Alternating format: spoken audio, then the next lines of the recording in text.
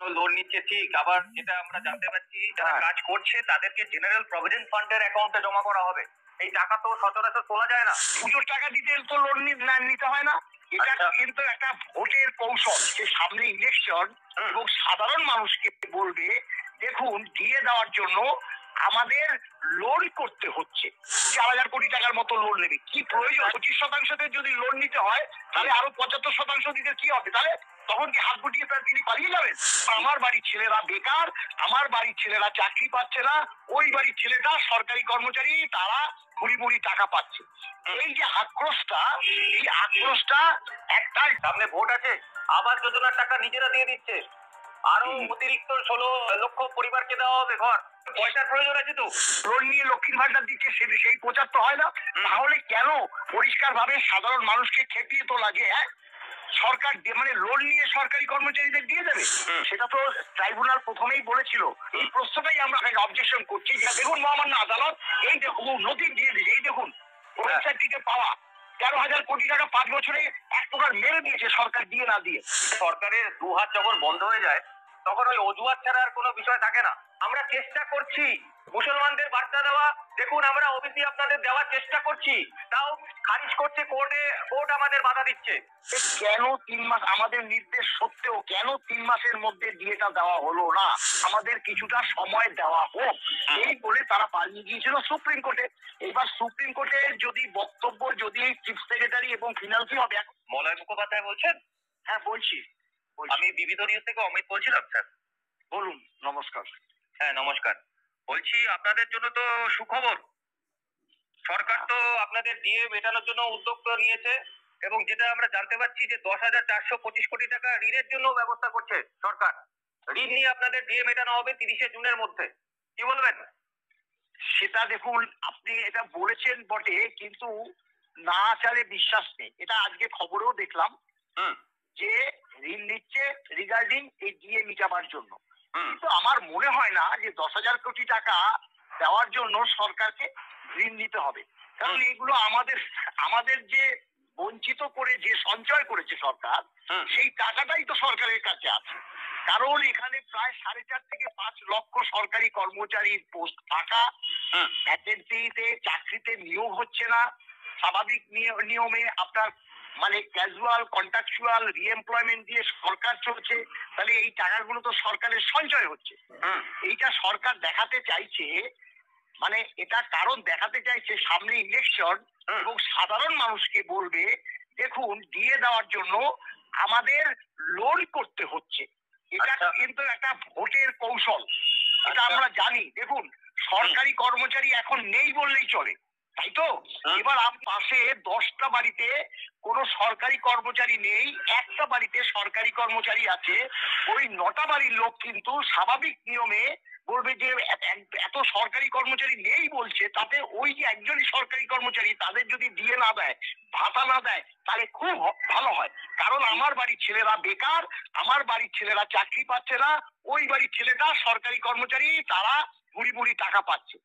এই যে আক্রোশটা, এই আক্রোশটা একটা কৃত্রিম ভাবে সরকার তুলে নিয়ে আসে। 4,000 কোটি টাকার মতো লোন নেবে, কি প্রয়োজন সরকারের 10,000 কোটি টাকা দিতে? প্রয়োজনটা আমি একটু বলি স্যার, একটু বললাম আপনাকে। সরকারের তো অনেক দান খয়রাতি, লক্ষ্মীর ভান্ডার, আবাস যোজনার টাকা নিজেরা দিয়ে দিচ্ছে, আরো অতিরিক্ত 16 লক্ষ পরিবারকে দেওয়া হবে ঘর। সুতরাং পয়সার প্রয়োজন আছে তো। সেই কারণেই তো বললাম, তাহলে লোনটা নিচ্ছে কি, প্রচারটা কি হচ্ছে? দিয়ে দিতে লোন নিচ্ছে। আবার সামনে পুজো রয়েছে, ক্লাবগুলোকে দিতে হবে। হ্যাঁ দেখুন, দিয়ে নিতে লোন নিচ্ছে, কই পুজোর টাকা দিতে তো লোন নিতে হয় না, লক্ষ্মীর ভান্ডার দিতে তো লোন নিয়ে লক্ষ্মীর ভান্ডার দিচ্ছে, সেই প্রচার তো হয় না। তাহলে কেন আমাদের দিয়ে দিতে লোন নিচ্ছে সেটা প্রচার করছেন? আপনারা প্রচার করছেন, পরে সাধারণ মানুষকে মানে এই ধরুন মিডিয়া, প্রিন্ট মিডিয়া, এরা প্রচার করে মানে জানান দিচ্ছে যে সরকারি কর্মচারীদের দিয়ে দিতে সরকারকে লোন নিতে হচ্ছে। সাধারণ মানুষকে এটা খেপানো, পরিষ্কার ভাবে সাধারণ মানুষকে খেপিয়ে তো লাগে। হ্যাঁ, সরকার মানে লোন নিয়ে সরকারি কর্মচারীদের দিয়ে দেবে, এটা আমাদের উপর মানে একটা আক্রোশ যাতে নেমে আসে সেই ব্যবস্থাটা সরকার করেছে। আমরা মনে করি 10,000 কোটি টাকা এই 25% দিতে সরকারের লোন নেওয়ার কোনো প্রয়োজন নেই। আর যদি লোন নিল তাহলে সরকার তো চালাতে পারছে না, তাহলে দেউলিয়া ঘোষণা করছে না কেন? যদি 10,000 শুনুন, যদি 25%তে যদি লোন নিতে হয় তাহলে আরো 75% দিতে কি হবে? তাহলে তখন কি হাত গুটিয়ে তার তিনি পালিয়ে যাবেন? সরকার তো এই 25% মানে বকেয়া ডিএর 25% দেওয়ার জন্য লোন নিচ্ছে ঠিক, আবার যেটা আমরা জানতে পারছি, আপনি একটু বিষয়টা আমাদের দর্শকদের জন্য ক্লিয়ার করে বলুন যে যারা এই মুহূর্তে মানে কর্মে রয়েছেন, সরকারি কর্মচারী, ঠিক আছে, যারা কাজ করছেন, মানে আপনারা তো রিটায়ারমেন্ট নিয়েছেন, ফান্ডের অ্যাকাউন্টে জমা করা হবে, এই টাকা তো সচরাচর তোলা যায় না, যেটা আমরা জানি। তাহলে তো মানে সরকারের টাকা সরকারের ঘরেই রইলো, এরকম একটা বিষয়। একদম একদম, সেটা তো ট্রাইব্যুনাল প্রথমেই বলেছিল, তাতে আমরা কিন্তু বাধা দান করিনি। যারা ইন সার্ভিসে আছে তাদের প্রভিডেন্ট ফান্ডে দিয়ে রাখলে পরে সরকারের সুবিধা হবে, তাই সেই কারণে আমরা বাধা দিইনি। এবারও যদি দেয় সেটা তো আমরা বাধা দেবো না।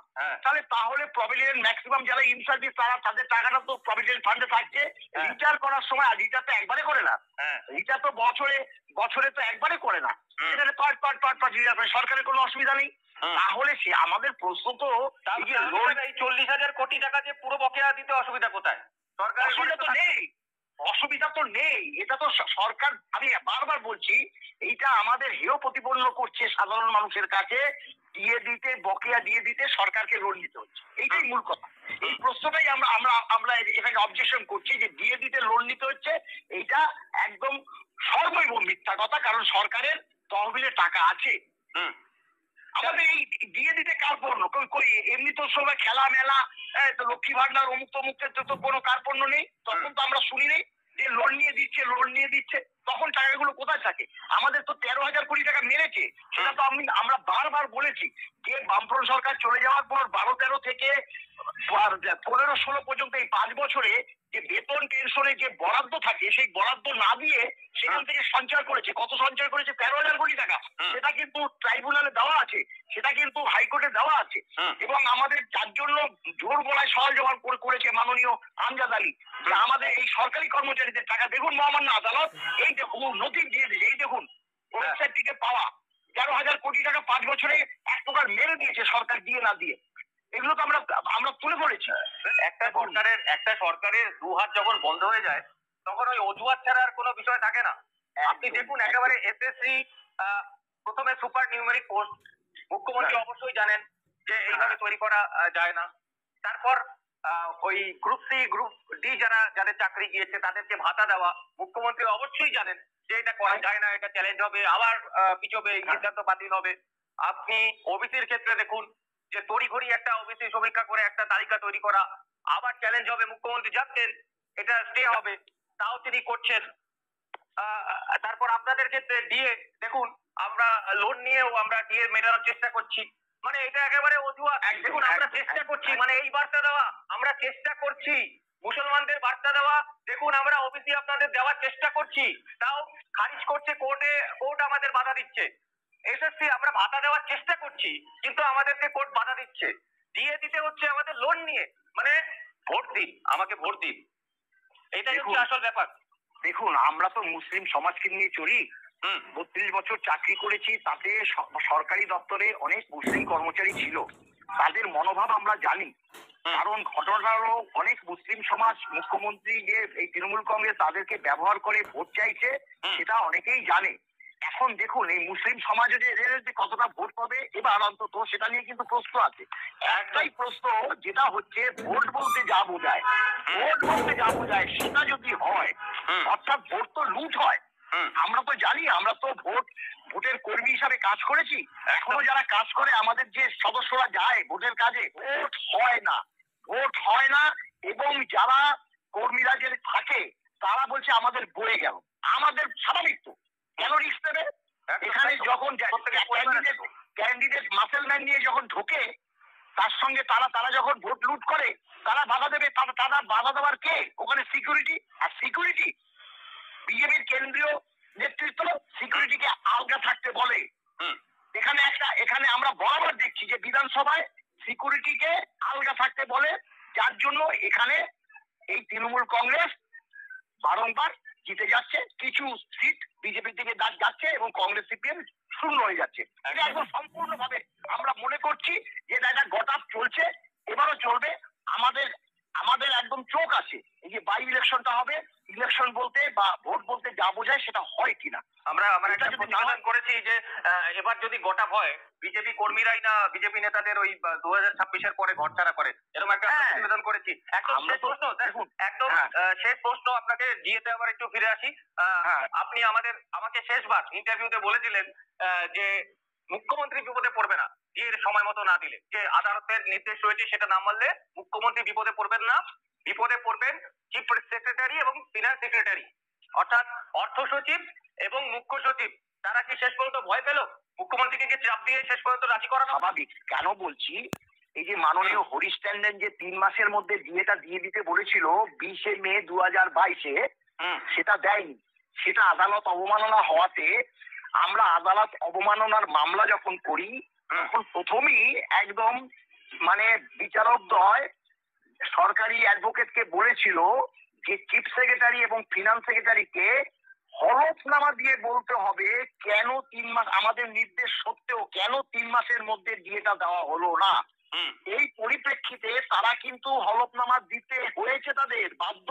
চিফ সেক্রেটারি ফিনান্স সেক্রেটারি হলফনামা দিয়েছে এবং এই হলফনামা দেওয়ার পরে যে হলফনামাতে যে বার্তাটা লেখা ছিল যে সরকারের অর্থনৈতিক অবস্থা ভালো নয়, তাই আমরা এই মামলাটা এসএলপি দায়ের করেছি মাননীয় সর্বোচ্চ আদালতে, তাই মহামান্য আদালত আমাদের কিছুটা সময় দেওয়া হোক, এই বলে তারা পালিয়ে গিয়েছিল সুপ্রিম কোর্টে।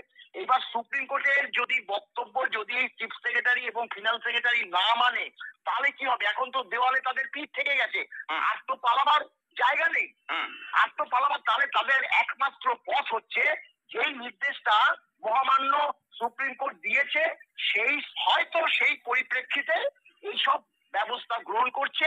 তবুও বলি, না আচালে এই সরকারকে বিশ্বাস করা বড় কঠিন।